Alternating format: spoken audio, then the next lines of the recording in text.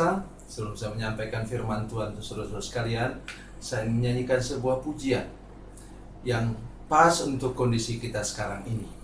Dan nyanyian didasarkan pada Ayub pasal 38 ayat 7 yang menyatakan bahwa ketika Ayub dalam kesulitan dan pergumulan, ada bintang-bintang yang menyanyi untuk kemuliaan nama Tuhan.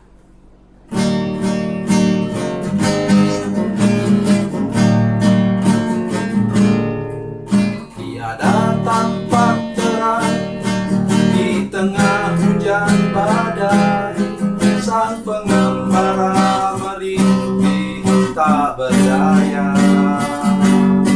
Tinggal satu harapan, bila bintang bersinar, menunjuk kepada jalan yang benar. Bintang-bintang menyanyi nyanyian surgawi, membangkitkan nikmat hidup ini 1000 tahun lagi.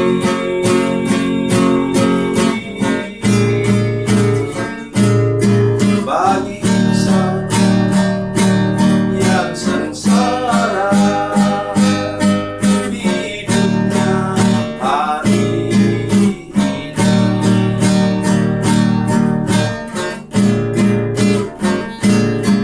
satu pandang bintang di celah kabut gelap, ini muncullah harapan dalam hati. Walaupun ku sendiri, ku tahu Tuhan ada. Alamat Bapa cinta bintang itu. Bintang-bintang menyanyi nyanyian surgawi, membangkitkan nikmat hidup ini 1000 tahun lagi.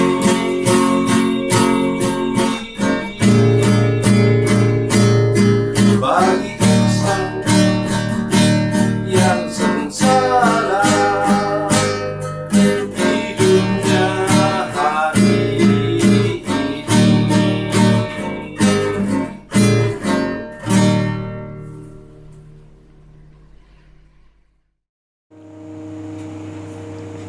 Salam saudara pemirsa, selamat berjumpa kembali dengan kami dalam program Berita Pengharapan.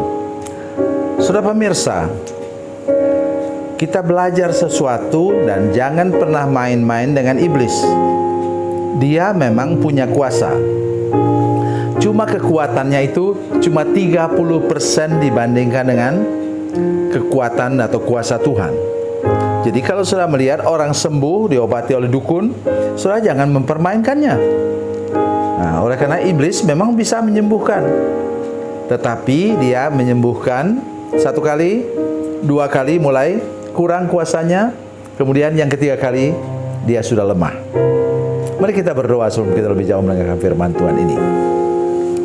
Bapa, dalam nama Yesus, terima kasih karena Engkau Tuhan yang Maha Kuasa, Tuhan pencipta langit dan bumi. Engkau tidak ada tanding, tidak ada banding.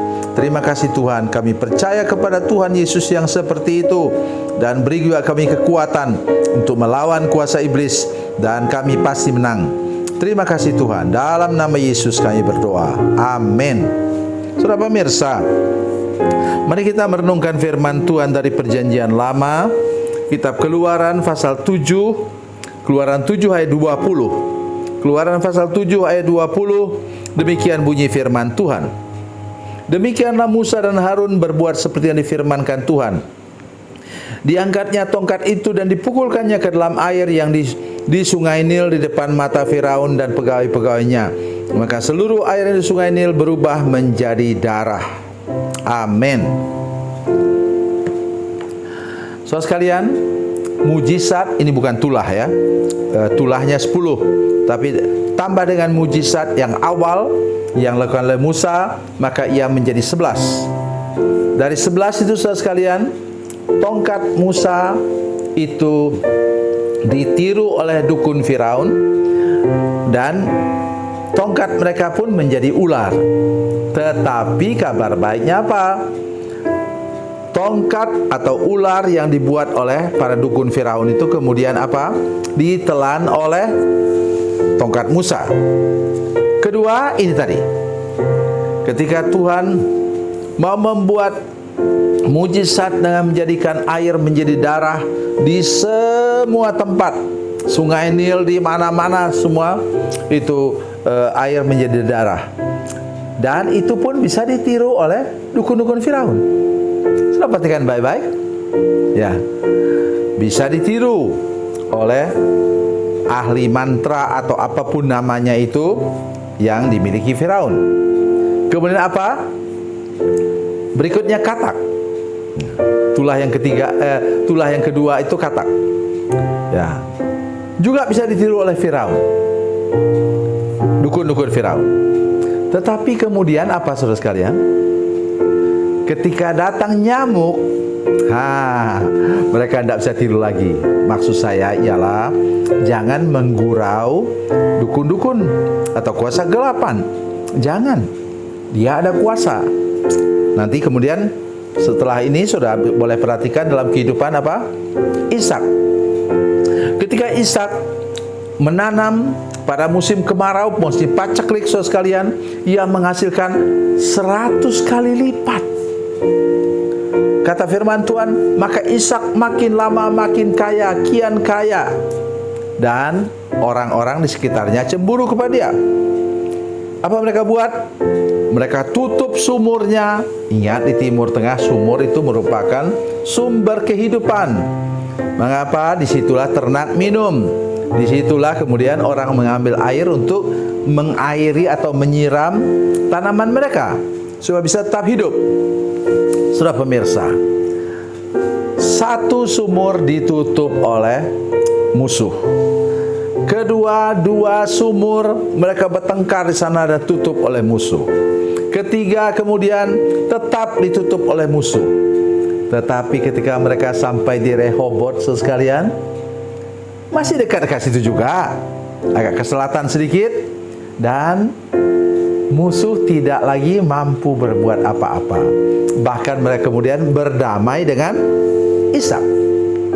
Itu contoh. Contoh yang paling hebat, paling luar biasa ialah apa? Tuhan Yesus sendiri. Ingat, nomor satu dia cobai dengan apa? Disuruh membuat batu menjadi roti. Kedua, disuruh melompat dari bumbungan bait Allah.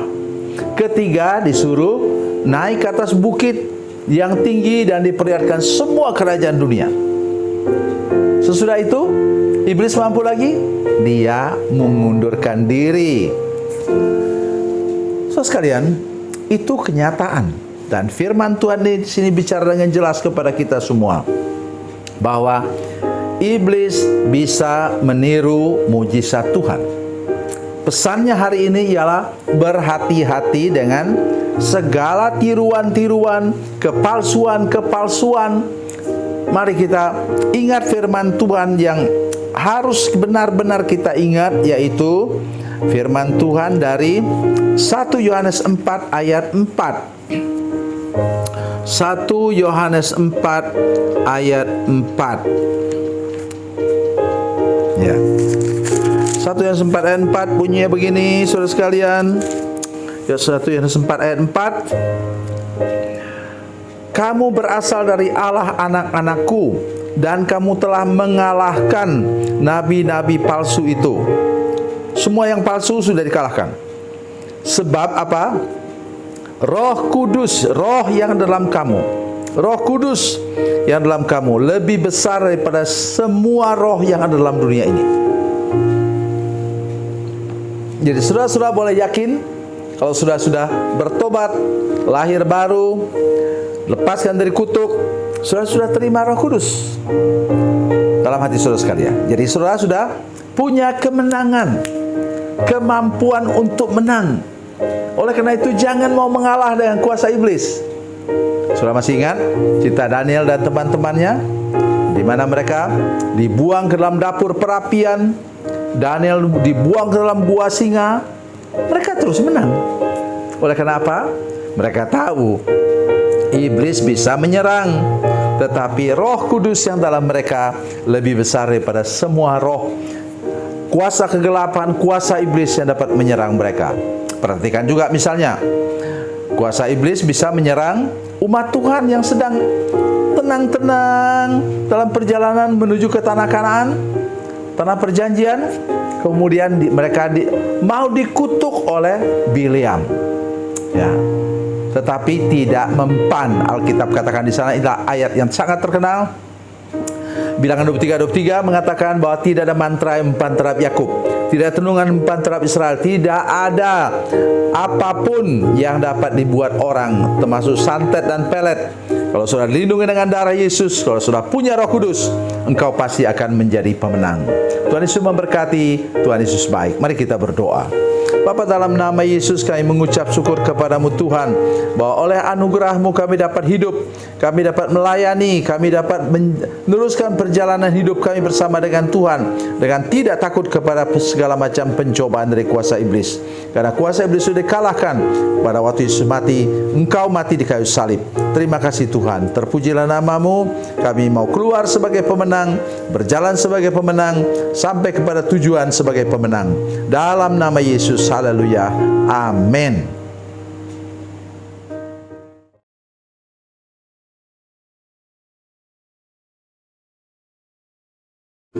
Salam saudara pemirsa, mengakhiri program ini saya mohon kepada saudara-saudara pemirsa sekalian untuk bila saudara menyaksikan program ini melalui channel YouTube, maka tekan subscribe dan bunyikan lonceng.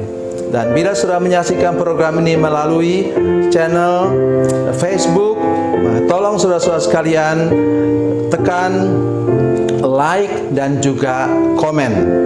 Dan demikian pula bila sudah menyaksikan program Makanan Bergizi hari ini yang tertulis, maka tekan yang sama juga, tekan like dan tekan komen. Dan tolong saudara-saudara sekalian untuk membagikan program ini, share program ini di channel saudara-saudara sekalian, supaya lebih banyak lagi orang diberkati melalui program ini. Tuhan Yesus memberkati, Tuhan Yesus baik.